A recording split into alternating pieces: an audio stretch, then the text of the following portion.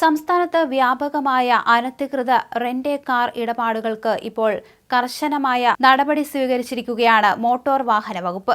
സ്വകാര്യ വാഹനങ്ങൾ മറ്റ് വ്യക്തികളുടെ ഉപയോഗത്തിനായി പണമോ പ്രതിഫലമോ വാങ്ങി നൽകുന്നത് മോട്ടോർ വാഹന നിയമപ്രകാരം ശിക്ഷാർഹമാണെന്ന് വകുപ്പ് ചൂണ്ടിക്കാണിക്കുന്നുണ്ട്.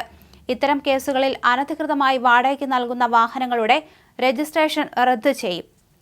സ്വകാര്യ വാഹനങ്ങൾ സ്ഥിരമായി മറ്റ് വ്യക്തികളുടെ ഉപയോഗത്തിനായി വിട്ടു നൽകുന്നതും സ്ഥിരമായി പല വ്യക്തികളെ വിമാനത്താവളം, റെയിൽവേ സ്റ്റേഷൻ, വിനോദസഞ്ചാര കേന്ദ്രങ്ങൾ തുടങ്ങിയ സ്ഥലങ്ങളിൽ കൊണ്ടുവരികയോ കൊണ്ടുപോവുകയോ ചെയ്യുന്നതും കുറ്റകരമാണെന്ന് മോട്ടോർ വാഹന വകുപ്പ് പറയുന്നുണ്ട്. 8 സീറ്റിൽ കൂടുതൽ ഘടിപ്പിച്ച വാഹനങ്ങൾ വാഹന ഉടമയുടെയും കുടുംബാംഗങ്ങളുടെയും മാത്രം ഉപയോഗത്തിന് വേണ്ടിയുള്ളതാണ് എന്ന് സത്യവാങ്മൂലം ഉടമ നൽകുന്നതിന്റെ അടിസ്ഥാനത്തിലാണ് സ്വകാര്യ വാഹനമായി രജിസ്റ്റർ ചെയ്ത് നൽകിയിട്ടുള്ളതെന്നാണ് ട്രാൻസ്പോർട്ട് കമ്മീഷണർ പുറത്തിറക്കിയ പ്രസ്താവനയിൽ പറയുന്നത്.